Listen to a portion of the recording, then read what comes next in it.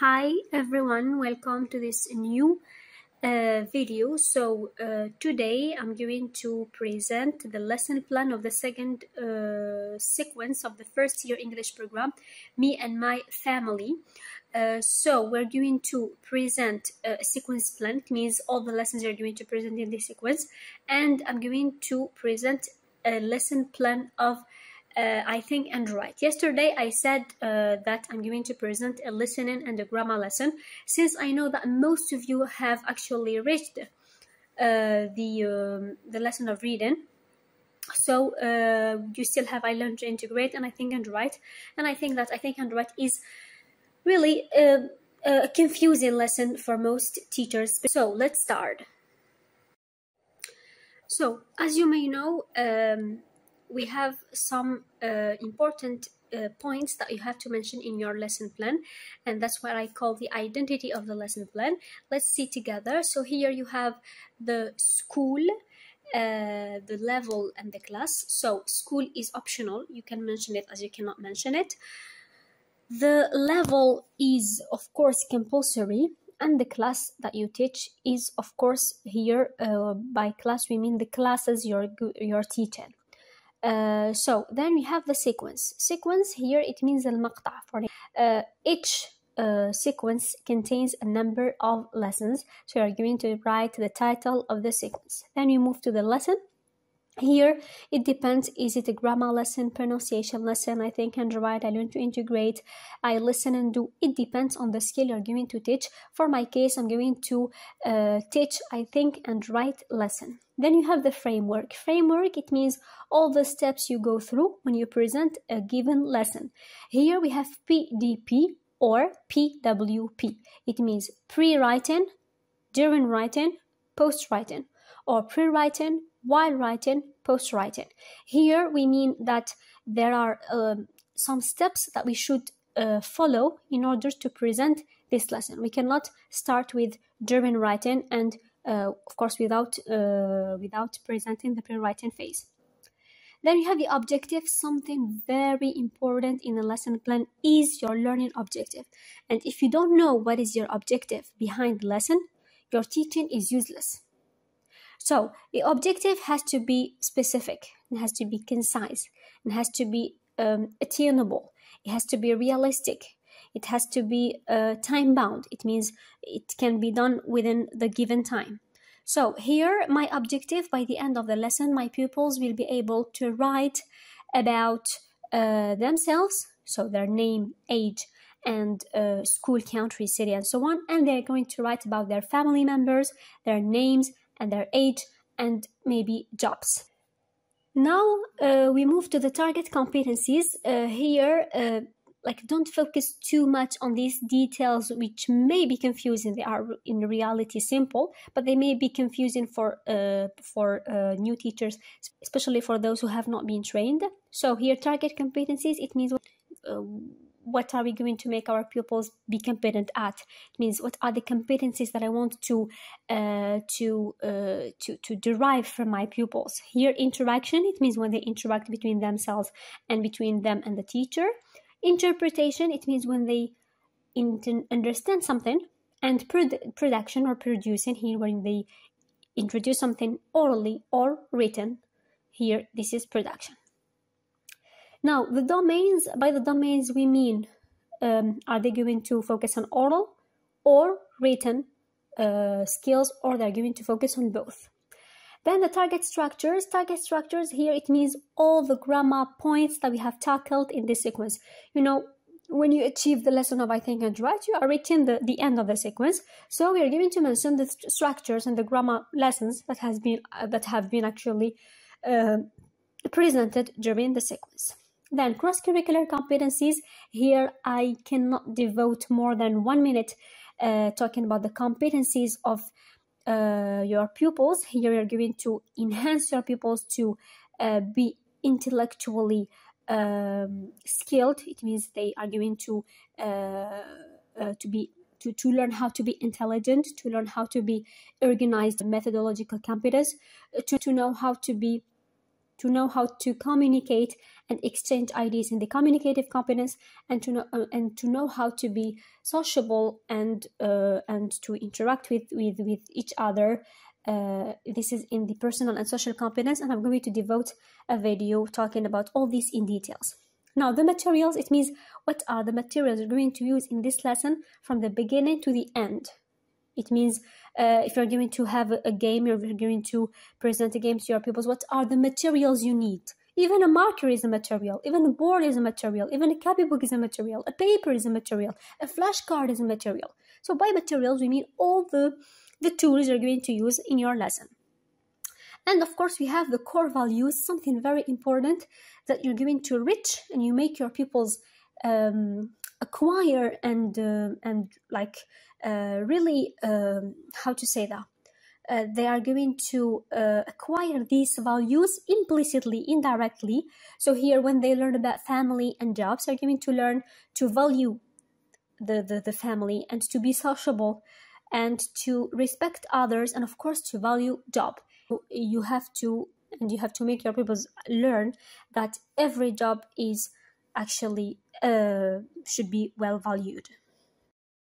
Then we have the aim of the sequence. Here, the aim of the sequence, I mean the aim of the whole sequence. It means the general goal of the sequence, which is actually to make our pupils write by the end of the sequence, after dealing with all the lessons, to write about themselves, name, age, country, city, school, and talk about their relatives, names, jobs, and age. So this is my aim, and this is the goal that the sequence is actually tackling. So if I cannot make my pupils by the end of the sequence write this, it means there is a problem. It means they have not well assimilated the jobs, or they have not well assimilated verb to be, and they have not maybe understood well how to organize, how to talk about age, and what to use when we talk about age, what to use when we talk about name, what to use when we talk about what personal pronouns maybe we use when we talk about mom, about dad. So if there is here some mistakes you notice, like really big mistakes you notice in the writing of your pupils, it means that there is a problem, and you should of course evaluate your work across the sequence. So now let's move to the steps of the lesson. That's how your lesson plan should be organized. So you have on the left time, it means what is the time that should be devoted to each activity. Framework, it means the steps I'm going to follow in my lesson. I start, of course, here with warm-up, which is going to be presented in order to relax the atmosphere and to break the ice. Maybe you're going to present a riddle, maybe you're going to present a game, maybe you're going just to interact with your pupils and greet them, maybe ask them some questions, extra questions, and that's warming up. So it may take 5 to 8, maximum 10 minutes, when of course the lesson is not really long. And here I said the focus, so the procedure, it means the activities you're going to present during the whole lesson. The focus, it means when I give an activity, am I focusing on the learners, or the teachers, learners, or the learners, teachers? It means the interaction, is it between the learners themselves or with the teacher? Then we have the aims. So the aims, it means the objective of each activity. We saw the objective of the sequence. We saw the objective of the lesson. Now we are talking about something narrow, which is the objective of each activity, and this is something very important. Then we have the materials. It means the tools you're going to use in your lesson. And we have VAKT. Here it stands for the learning styles. You know that the learners, some learners are visual, rely on visual aids in order to understand. Some learners are auditive, they can memorize through what they listen to. Some learners are kinesthetic and tactile, so the learners are more interested in actually touching things. So here, in the first step, we're going to deal with warm-up. So the teacher is going to greet her pupils and is going to present a game, a running dictation game. So I have already presented and published a video on my YouTube channel. I'm going to leave the link here in the box, where I talked about some activities or some games that may be interesting for your pupils, and we may present them in the warm-up phase. So here, running dictation, if you remember, since we are going to deal with the writing, so running dictation is an activity or a game which is going to involve reading and writing. So I'm going to choose 2 pupils from each row. For example, we have 4 rows, so I'm going to choose 2, 2, 2, 2. So we have 4 teams because each team contains 2 pupils. So from each row, I have 1 team. So the 2 pupils, one is going to be the reader and the other one is going to be the writer. I'm going to pin or stick papers containing very small texts on the walls, on the back wall of the class. And the reader is going to read the text and runs to his or her classmate in order to dictate what has been read, and the writer is going to write what has been listened to. So I'm going to give markers to the writers, and I'm going to give the text to the readers. They're going to run from the back of the class to the front of the class in order to dictate. So this is a reading and a writing activity, which is very, very interesting. You just have to organize it well. So after breaking the ice, I'm going to move to the pre-writing phase. So pre-writing phase, it means before I ask my pupils to write and before I invite my pupils to write, I have to prepare them. That's what we mean by pre-writing. I prepare my pupils to write something. So in order to prepare my pupils to write something, I'm going to prepare them for the topic, of course. So I'm going to give them some tasks. Here I have presented 2 tasks. You can write them on the board and you ask your pupils to just do them with their eyes, or you invite them to come to the board and do them on the board. You don't have to write anything on their copybooks. Or you can give papers, handouts containing these 2 activities. Here it's a question of memorization. In order to, not memorization, I'd say reminder. They're going to get reminded of what they have actually assimilated and learned in the sequence. And of course, they're going to get prepared for the topic. So here in the first task, I ask them to match name, age, country, city, school, family member, job. 2, of course, 12, Algeria, Luqman, sister, doctor, Didush Murad Middle School, in order to refresh their memories. So here the aim is to get prepared for the topic, as I told you. And the second task, I ask them to fill in the table with their information. So here they are going to rely on task 1 to do task 2, because it's not doable to present task 2 instead of task 1. So, for example, in name, they all know their names, of course. Age, yes, that they are, like, for example, stuck with country.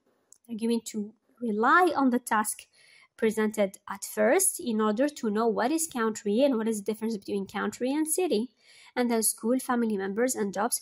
And they're going to write their family members, sister, brother, mother, and dad, maybe grandpa and grandma. And they're going to write the jobs of their parents, maybe sisters, brothers. So here the aim is to outline the content of the writing. It's to start to know the order of the paragraph and the order of the content of the paragraph. And the idea is to brainstorm and elicit from pupils ideas in order to share their ideas, because some are really weak, some are really average. So the good ones are going to refresh the memories of others. And of course, the teacher is going to interact, not just doing activities passively. So after dealing with pre-writing, we move to the during writing. So in the during writing phase, here your pupils are going to write. But are you going to ask them to write just like that orally and we are dealing with first year? No. Even 4th year requires you to write the instruction on the board, because the instruction is very, very important. So the instruction should be highlighted, well organized and well written on the board, and they should copy it down on their copybooks. Here, I'm going to contextualize my instruction in order not to be like boring.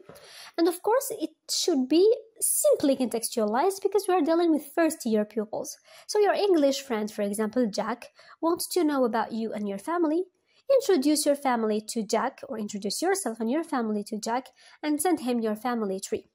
And in I Learn to Integrate, you are supposed to make your pupils draw a family tree, their own family tree, and they add information on this family tree with names, age, and jobs. Here it's to clarify the instruction, the aim.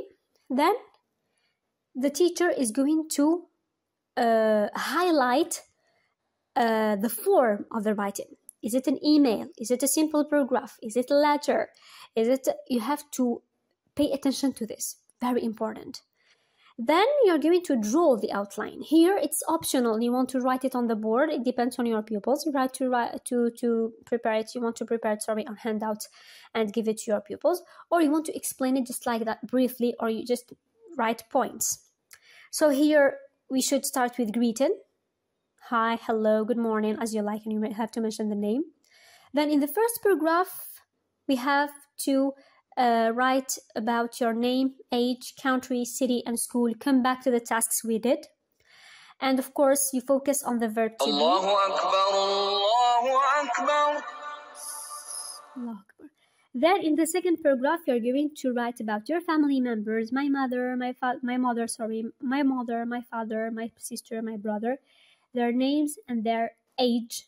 Here, if you want to add jobs, why not? But I think age is enough in order to not complicate things for them. In the conclusion, you're going to write nice to meet you, happy to know you, and all the clauses and the expressions they learned with you. It depends on the teacher. Now, after they do this, after, of course, they have understood all this, you are going to ask them to write on their copybooks with a pencil or with a pen, as you like, the paragraph. You're going to start, I prefer a pencil, You're going to start to draft, to write the first version, and they're going to revise their drafts, and they're going to edit, means they're going to change things, add things, and of course, this is going to be done with your help. You have to make sure you touched all your pupils. You have to move around the class and try to guide your pupils, something very important, and you have to provide them with vocabulary. You have to give them as much as the vocabulary they need in order to write. And of course, you have to focus on the structure. You have to focus on verb to be. You have to focus on verb to have. You have to focus on verb to like and to love if they talk about their family members' relationship. And this is very important. So you should give your pupils a time, the necessary time, in order to write. And then after writing, there is a post-writing. Post-writing, it means it's the phase that comes after the writing phase. Here, your pupils are going to read.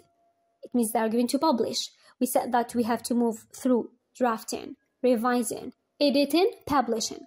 In the publishing phase, they are going to publish, means they're going to read their works and their pieces to their classmates. You're going to choose some good pupils, average, and why not weak pupils.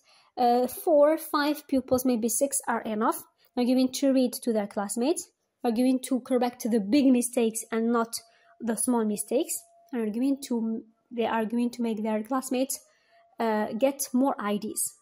And then you're going to, at the beginning I asked you to ask them to write on the copybook. I think on papers it's better because you're going to collect the papers and you're going to correct the papers.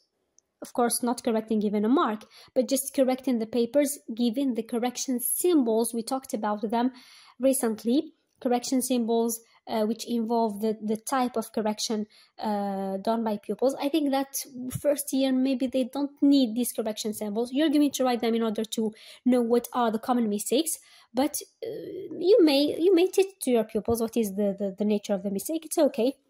And then you're going to give the papers back in the second session, and you're going to do a group correction on the board. They're going to all help you with their ideas in order to write a good paragraph, and they're going to copy it down on their copybooks. And of course, for first year, I think 2 sessions are enough to not waste time. Maybe for fourth year, 3 sessions, but I think 2 sessions are enough. 1 session for the trial and the second session for correction. And of course, the first session is the most important session because you are going to teach your pupils how to write. And I know it's very complicated, it's very challenging to teach them the writing skill, but you have to make huge efforts in order to teach them how to write, because we find really difficulties with third and fourth year when dealing with writing skill. So after I presented this lesson of I Think and Write, and I hope it's clear because I have tried to to present and make you understand everything and make things simple for you. And you can, of course, adapt or adopt this lesson plan according to your needs, according to your pupils' levels. I want now to show you the sequence plan of the sequence plan, yes, of this. So first we have the initial situation. Framework of the initial situation. There is no framework. It means we're not going to follow some steps in order to present the initial situation. It's just a presentation of the sequence, giving the general idea about the content of the sequence. And now every sequence plan should be well presented. It means don't present listenings at once and then you move to grammar and then you move to reading. No, it has to be well organized, and it has to be well ordered, especially ordered, and it has to be logical. Means each lesson is going to be relying on another lesson, and don't present a difficult grammar lesson before an easy one. Just have to start with easy, then difficult. So that's what I tried to do with this sequence plan of first year. So we have then I listen and do, which is going to follow a PDP. So here it's to present family members, and to review verb to be present simple. Then I move to grammar. And here in grammar, I haven't actually devoted 1 hour to just personal pronouns because it's just a review. So I reviewed the personal pronouns and then I added possessive adjectives. Then another grammar lesson, which is going to be a WH question, who, where, and what, plus yes or no questions since we're dealing with questions. So 2 lessons in 1 lesson. And of course, it has to be simple. Then I listen and do. I'm going to present family jobs. You can rely on the script presented on the book. Then we have grammar. So here we have the lesson of ordinal numbers, a review of cardinal numbers, and pronunciation of th and the as an integrated skill. Then I moved to read and do, where I presented a text talking about family, jobs, and likes. Of course, not hobbies, because they have been omitted. So just liking pets and relatives. I love my cat, I love my dog, and so on. Then we have a grammar lesson. Since we have many grammar lessons, so I presented them as follows.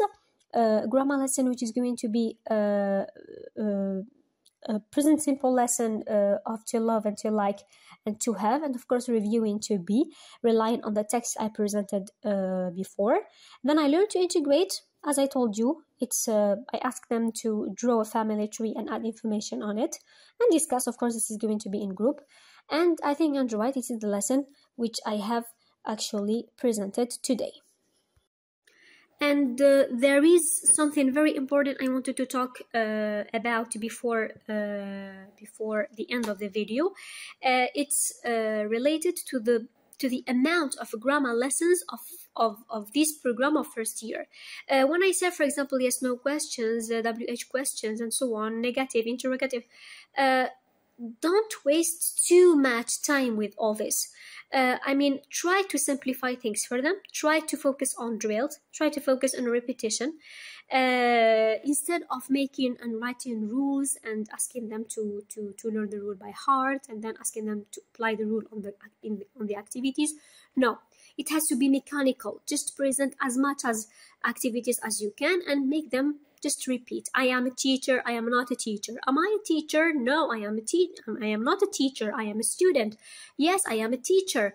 So you have to make them repeat and repeat. For example, an activity, they should, a dialogue, for example, they should play it in pairs. You have to focus on drills with first year. Don't focus on rules and so on and so forth.